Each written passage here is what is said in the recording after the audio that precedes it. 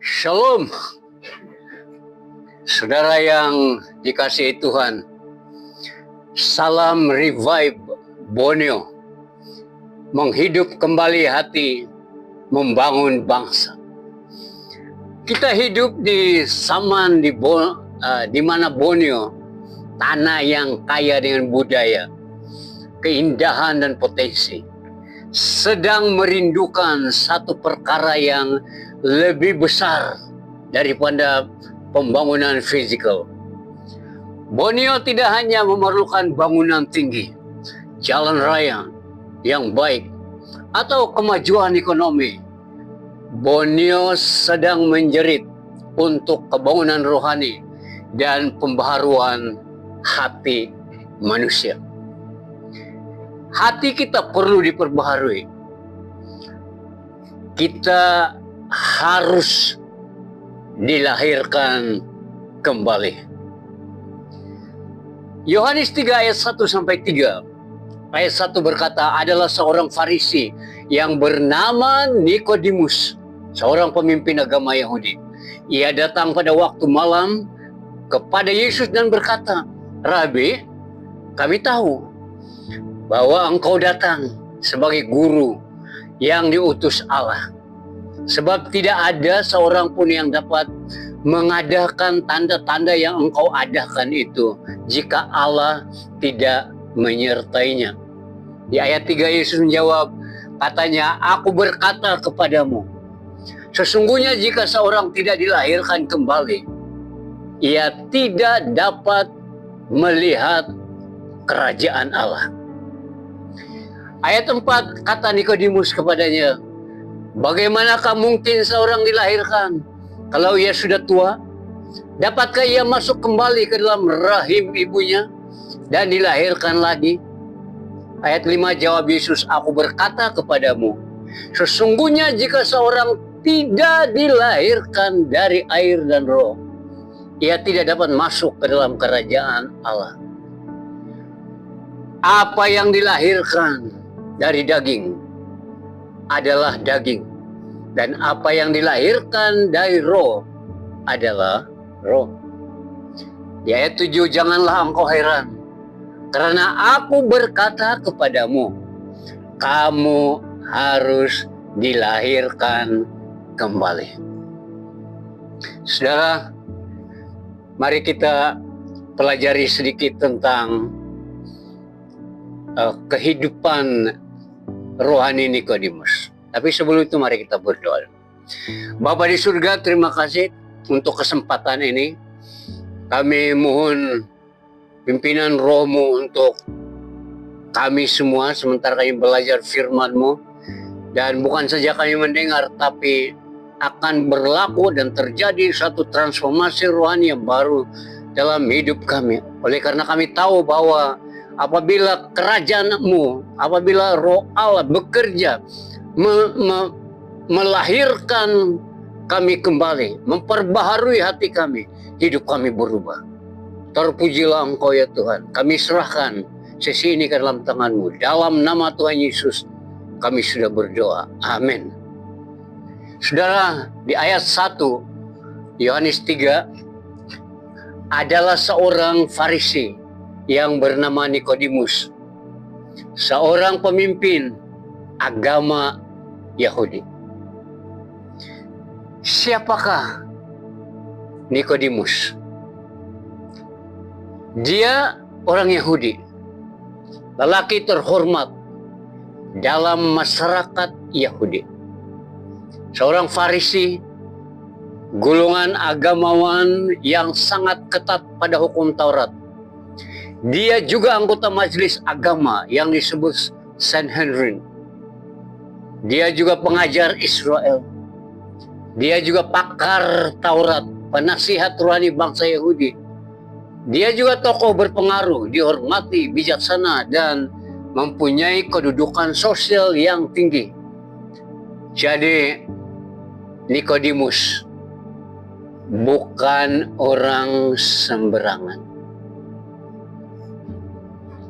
Itulah sebabnya di ayat yang kedua mengatakan ia datang pada waktu malam kepada Yesus dan berkata, "Rabi, kami tahu bahwa Engkau datang sebagai guru yang diutus Allah.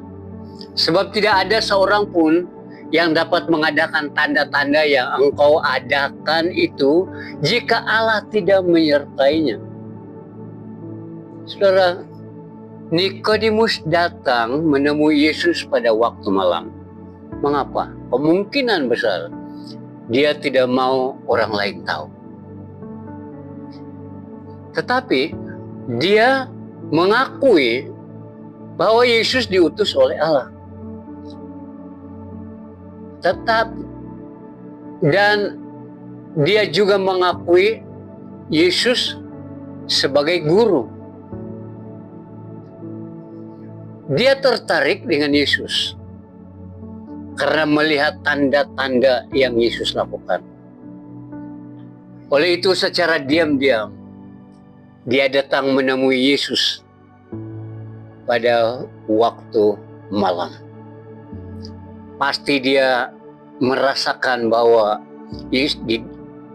Yesus ini ada sesuatu yang luar biasa. Nah, ayat 3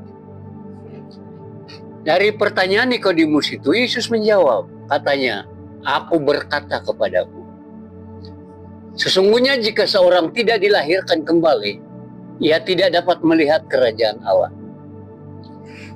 Saudara, ayat ini memberitahu kita bahwa Yesus direct atau terus memberitahu Nikodemus apa yang sebenarnya dia perlukan. Nikodemus perlu. Apa yang dia perlukan? Pasti dia perlu dilahirkan kembali.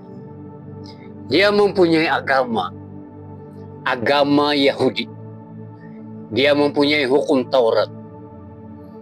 Dia pegang Taurat dengan kuat.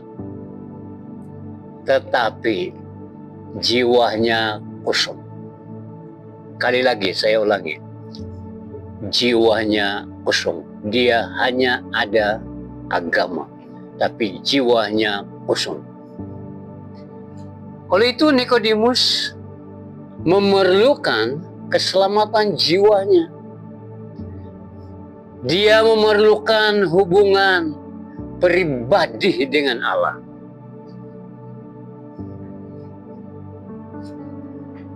Di ayat yang keempat, Nikodemus ingin lebih tahu lebih dalam lagi.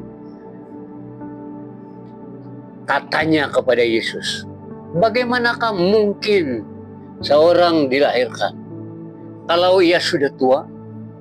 Dapatkah ia masuk kembali ke dalam rahim ibunya dan dilahirkan lagi?" Saudara, ternyata Nikodemus tidak paham maksud Yesus. Dia pikir Yesus bercakap tentang kelahiran jasmani. Dia bertanya, bolehkah seseorang masuk kembali ke dalam rahim ibunya dan dilahirkan lagi kalau sudah tua? Itu memang mustahil. Tapi bukan itu maksud Yesus. Mengapa Yesus mengambil analogi atau gambaran kelahiran jasmani?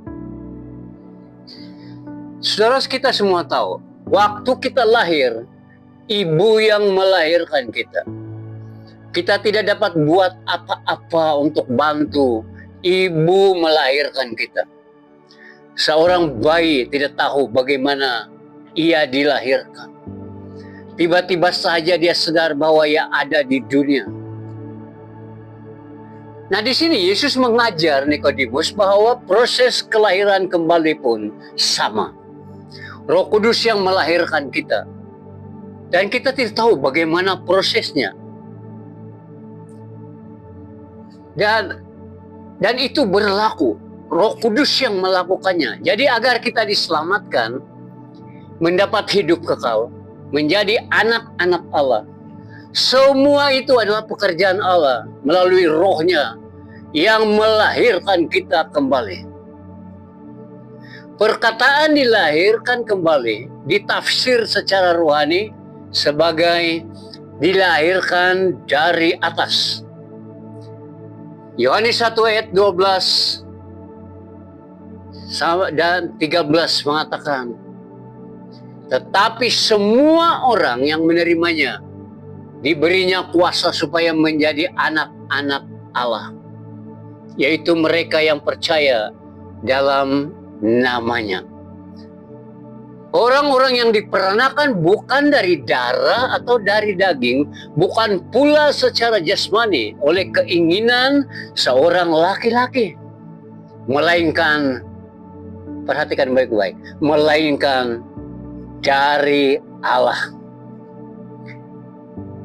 So, dilahirkan kembali atau dilahirkan semula adalah tindakan Tuhan yang disediakan untuk orang percaya, dan orang itu, orang yang percaya dan beriman sungguh-sungguh kepada Yesus itu, mendapat hidup kekal. Jadi apabila kerajaan Allah datang ke dalam hidup kita, dalam hidup seseorang, orang itu mengalami kelahiran baru. Oleh itu, dilahirkan kembali juga bermaksud menjadi anak-anak Allah. Saudara, ketika Nikodemus bertanya, bagaimanakah mungkin seorang dilahirkan kalau ia sudah tua? Dapatkah ia masuk kembali ke dalam rahim ibunya dan dilahirkan lagi? Ayat 5 berkata, jawab Yesus, aku berkata kepadamu, sesungguhnya jika seorang tidak dilahirkan dari air dan roh, ia tidak dapat masuk ke dalam kerajaan Allah. Saudara, di sini Yesus menggunakan kalimat jika seorang tidak dilahirkan dari air dan roh, ia tidak dapat masuk ke dalam kerajaan Allah. Apa maksudnya? Air dan roh adalah simbolik yang dipinjamkan dari perjanjian lama. Khasnya nubuat pemulihan rohani untuk bangsa Israel. Kedua-duanya ini merujuk pada pembasuhan dari dosa, itu air, dan pembaharuan oleh Roh Kudus. Dalam Yehezkiel 36 ayat 25 hingga 27, Tuhan berfirman, aku akan memercikan air bersih pada kamu. Ini merujuk pada penyucian dari dosa. Kemudian aku akan mencurahkan rohku ke dalam hati kamu.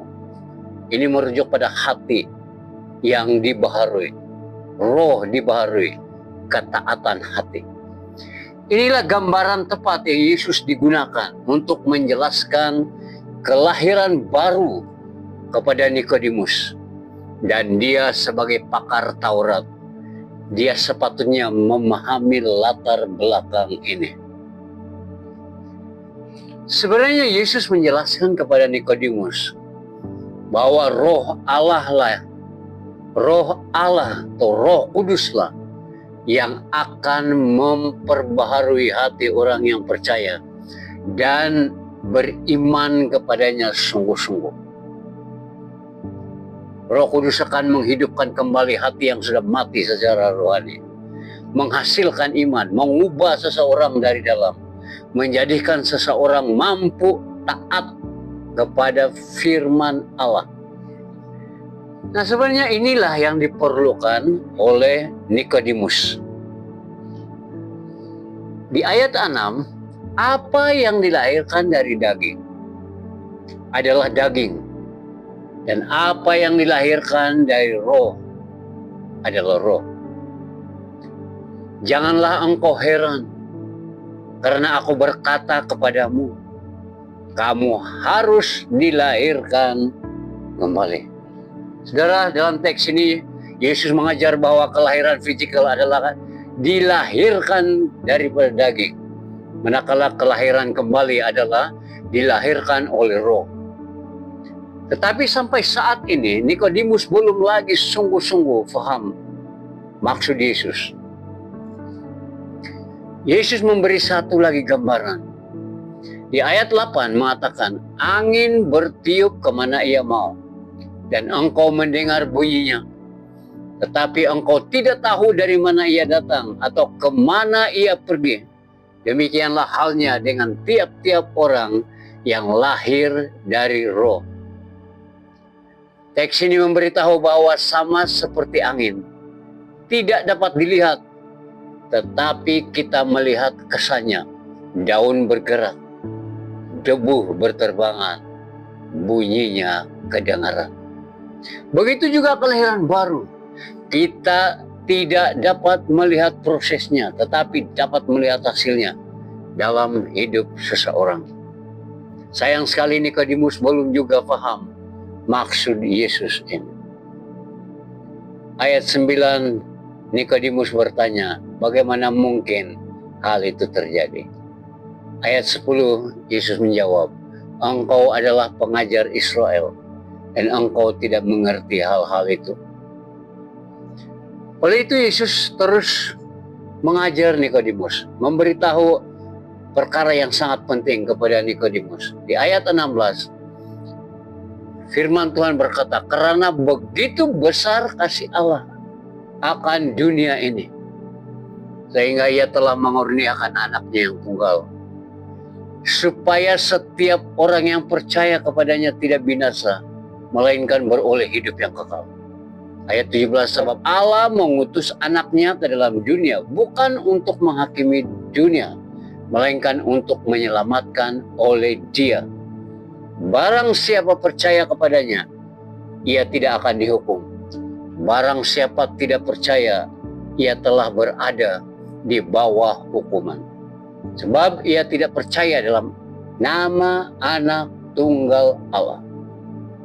Saudara, Nikodemus mulai paham. Dan hanya dengan percaya dan beriman kepada Yesus, maka kerajaan Allah datang kepadanya dan Roh Kudus melahirkan dia kembali. Saya yakin Nikodemus kembali dengan hati yang sudah diperbaharui.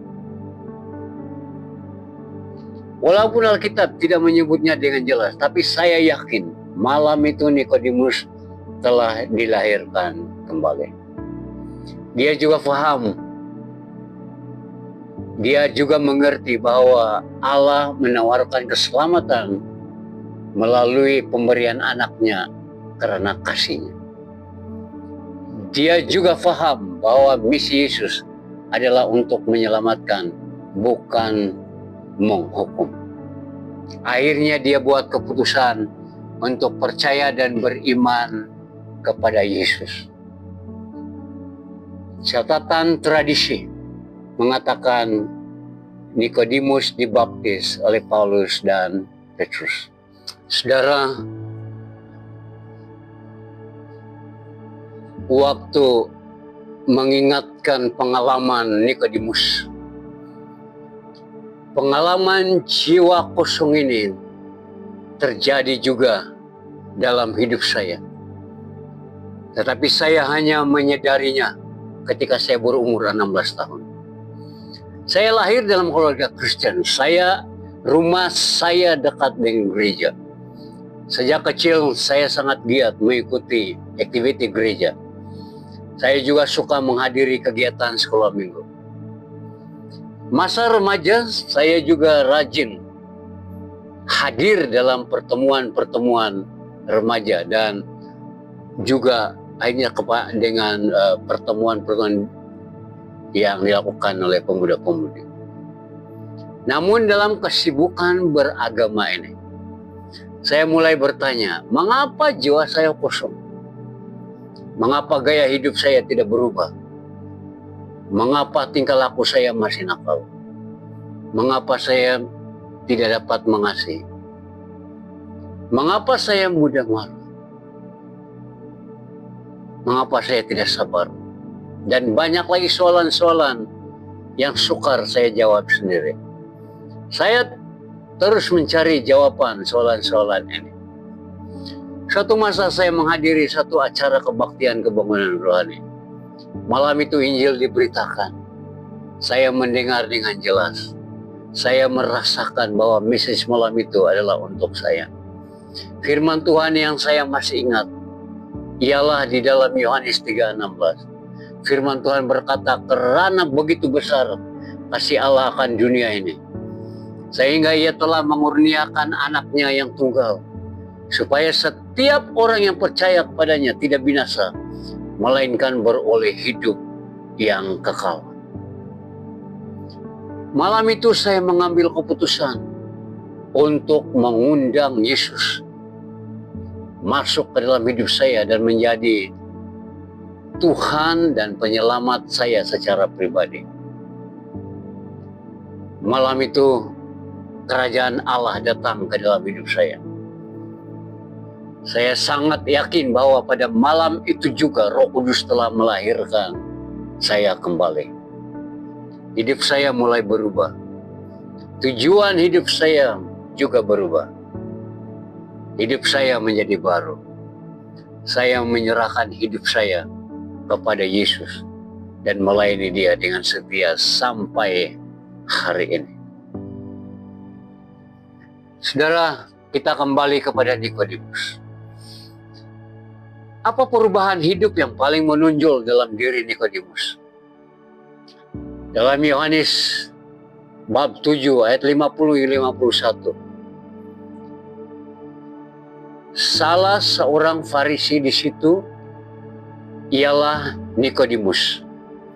Dia pernah datang kepada Yesus. Nikodemus berkata kepada mereka, menurut Taurat, kita tidak boleh menghukum seseorang sebelum perkaranya didengar dan perbuatannya disiasat. Saudara, Nikodemus mulai membela Yesus di hadapan mahkamah agama waktu Yesus dihukum sebelum diadili. Dia mulai menunjukkan iman walaupun secara hati-hati. Yang kedua, dalam Yohanes 19 ayat 38-39 menyatakan bahwa selepas Yesus mati, Nikodemus membawa campuran mur dan garu kira-kira 34 kg. Jumlah yang sangat besar dan mahal. Biasanya untuk digunakan dalam pengkebumian, untuk pengkebumian seorang raja. Bersama Yusuf dari Arimatea, mereka berdua mengurus pengkebumian tubuh Yesus di hadapan umum. Tindakannya menguruskan mayat Yesus dengan 34 pilar rempah dan menunjukkan kasih, keberanian dan iman sejatinya kepada Yesus. Catatan tradisi paling awal mengatakan Nikodemus menjadi pengikut Yesus sepenuhnya. Seperti yang saya sebut awal tadi, dia dibaptis oleh Rasul Paulus dan Petrus. Kemudian dia diusir daripada Sanhedrin, dari kedudukannya yang penting itu karena imannya. Dia dipecat dan dia disiksa karena nama Yesus. Dan akhirnya dia mati sebagai mati syahid. Tubuhnya dikatakan dikuburkan bersama Stefanus dan Gamaliel. Saudara, mengapa kita perlu dilahirkan kembali? Mengapa tajuk ini penting? Pertama, karena Allah mengasihi kita. Dia mempunyai rancangan yang indah bagi hidup kita. Yohanes 3:16 berkata, Allah sangat mengasihi orang di dunia ini, sehingga Dia memberikan anaknya yang tunggal, supaya setiap orang yang percaya kepada anak itu tidak binasa, tetapi beroleh hidup sejati dan kekal. Alasan yang kedua, karena semua orang telah berbuat dosa dan telah kehilangan kemuliaan Allah. Alkitab berkata dalam Efesus 2 ayat 1, kamu dahulu mati dalam pelanggaran dan dosamu.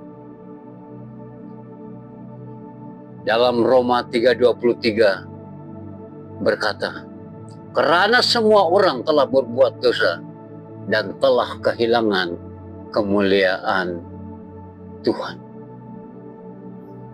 Dalam Roma 6:23 berkata, sebab upah dosa ialah maut, tetapi karunia Allah ialah hidup yang kekal dalam Kristus Yesus Tuhan kita.